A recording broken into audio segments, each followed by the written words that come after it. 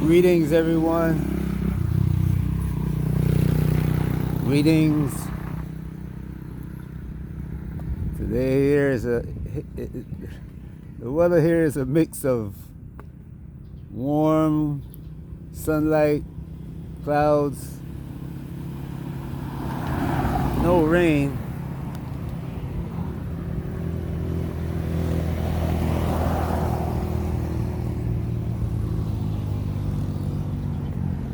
There's so much moisture in the air. It's a little bit humid. Wow. Haven't seen one of those old Corollas in a long time. Nice car. One of the last good Toyota cars made by Toyota. The ones that we see today are almost like GM and Ford. And they cost a house. If you take the price of a Toyota, you can buy a house. Anyway, and I've had that discussion with people too. I said, why should I buy a new Toyota when I can take the $20,000 that I would have to put down on it to keep me from spending $1,000 a month and put down on the house. And that way I have a house to park the Toyota. I'll still buy a Toyota, but I'll buy one 3, 4, 5 years old. Anyway, that's the way life is. And it's controlled. It may not appear to be controlled, but it is.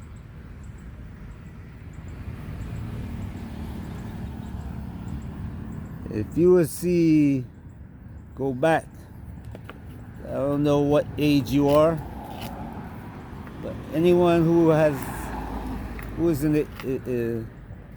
was born before 1960, especially on the islands and rural America, rural England, you grew up where the milkman came around every morning with bottles of milk to sell.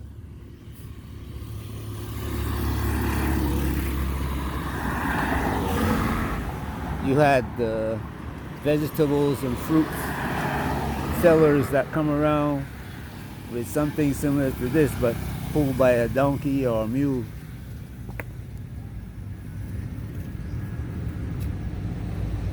You had a local store where you could go buy a half an ounce of butter, a pound of rice and sugar, flour.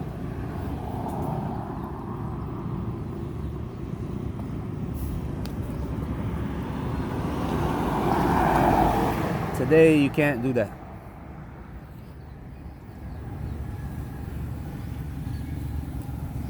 The farm where that milk came from used to be owned by a family. What we call a farm today is not what a farm is yesterday.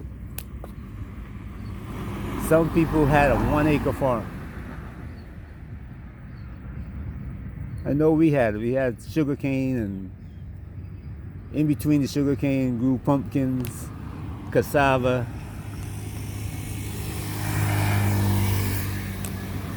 And when there was no sugar cane, then we grew other things on the land. And the neighbors grew fruits and vegetables also. What we didn't grow, because everybody couldn't grow the same thing. Everybody didn't grow the same things, I should say. So they sold or traded with each other. There were still big farms, you know. They had 100, 200, 1,000 acres. But most of those went to export, especially the sugar.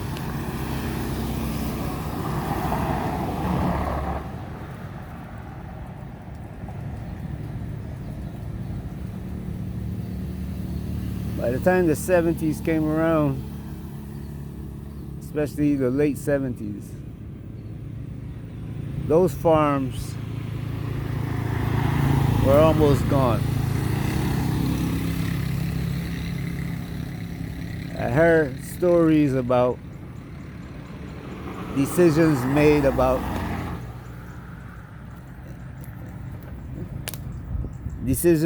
by politicians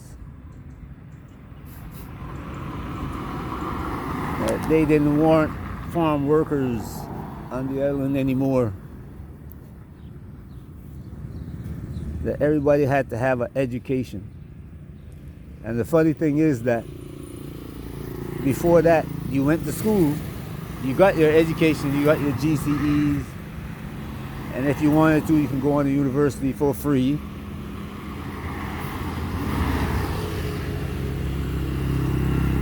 But suddenly, that changed. Then you had to go to the supermarket now to buy the things that you need. In order to get to the supermarket, you had to go to Bridgetown or some other city, Port of Spain.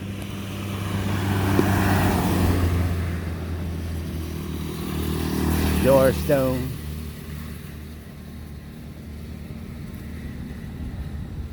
To buy your groceries. So now you get up 5 o'clock in the morning, head to the city to buy everything that you need, and you're coming home with 5 or 6 bags on the bus because few people had automobiles.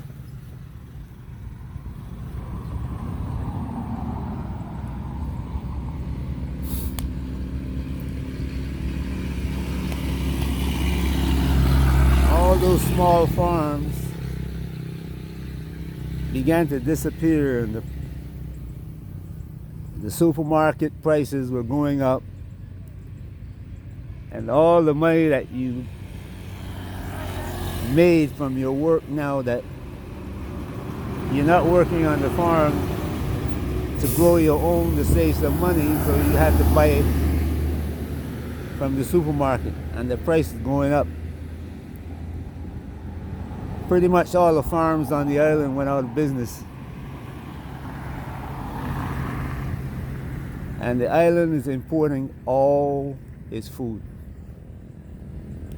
And this is not just little islands now. Small cities in America, food is not growing on the farms. It's being imported from some other place in the US or outside the country.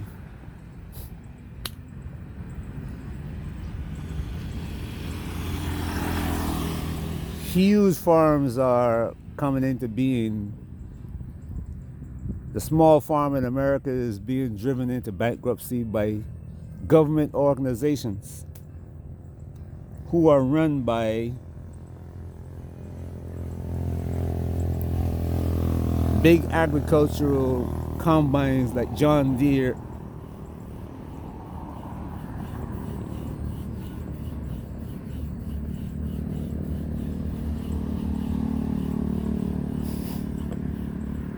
Caterpillar tractor. Anybody who made farm equipment. They go to the congressman and they talk to the congressman, and the laws are changed now so you can't sell your local milk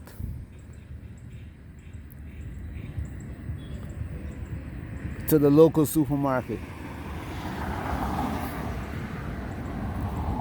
The big farms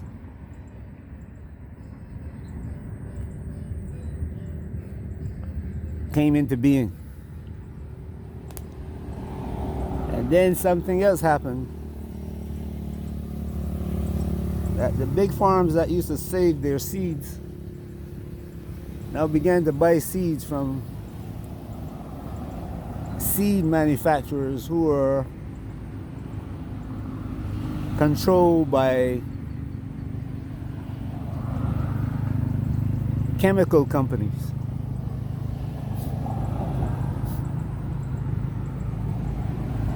Today, you know what you have. You have these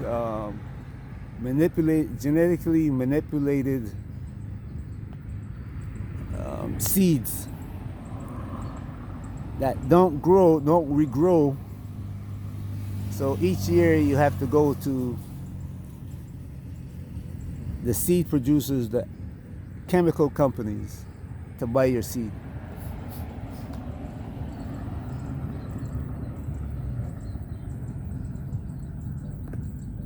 Control of the little farm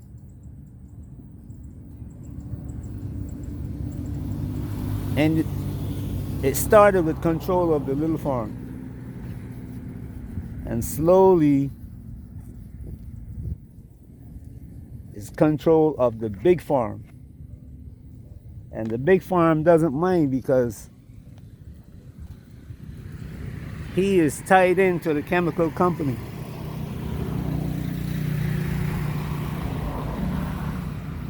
And they are making as much money as they possibly can from the people who buy their products. The man who has to plant the rice and buy the seeds here, the chemical company is going to sell him the seeds. Know how much money he can make from an acre of rice. The fertilizer company know how much money he's making from an acre of rice. The person who he sells the rice to, the commercial who's going to buy his rice and package it and sell it, knows how much money he's costing him to grow his rice. And they're all in it together to make sure that he doesn't get enough money that he can save some money.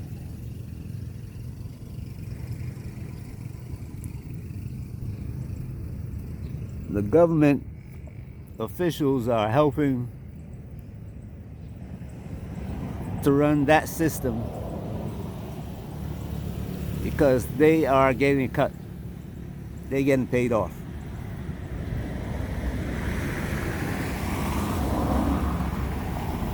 So what you have in America is a system that's controlled from the time that you decide to become a farmer.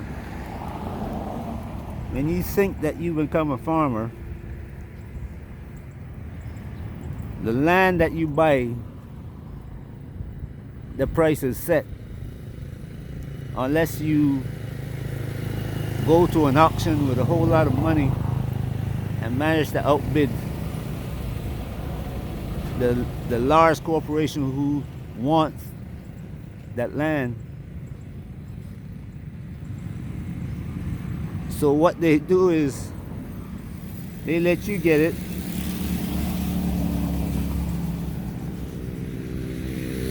and then you don't have any money to buy the seeds to plant your crop.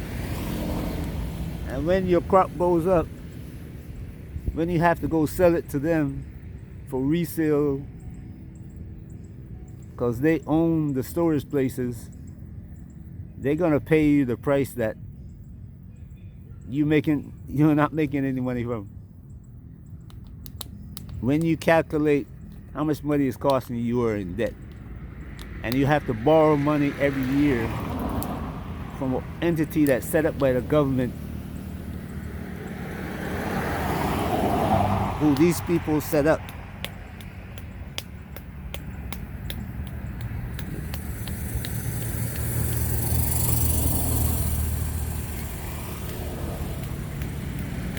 It's called the Small Business Administration now.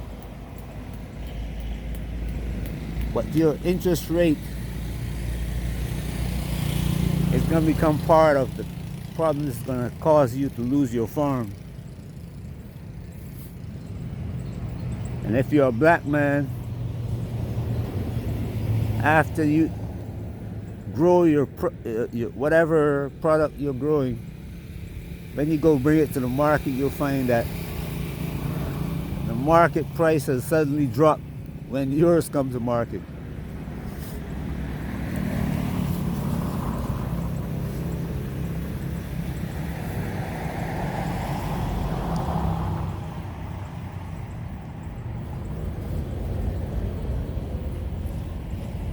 So the control is now systemic. And it's so bad that now people are not able to grow food. You're a small farmer. The laws, the restrictions that are put in place by your county government, your city government, state government,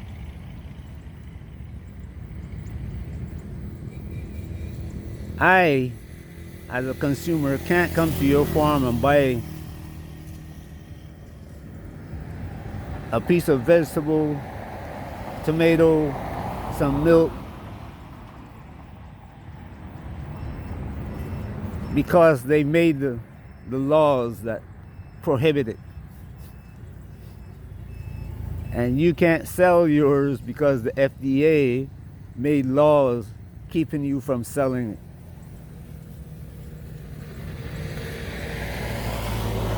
It doesn't have the artificial ingredients that they said is supposed to be in your food.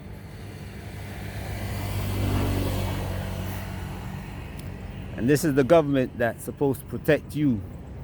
And then on one side, they encourage you to go into business.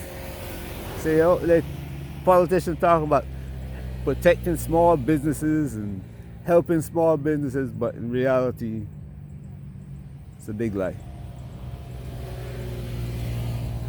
This is one of the roads on the vehicle, one of the vehicles on this road to Black Swan. It's it's untenable. You can't maintain this and survive.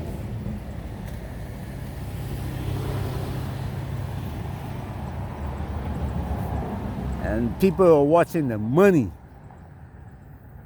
I'm not saying don't watch the money. They're watching the banks, what Wall Street does as a measure of how the economy is doing. And they're not watching the other little tentacles on all of these roads that leading to the banks and Wall Street.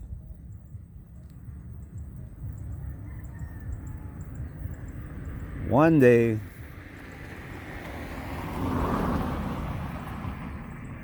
it all comes crashing down. Peace. Have a great day wherever you are.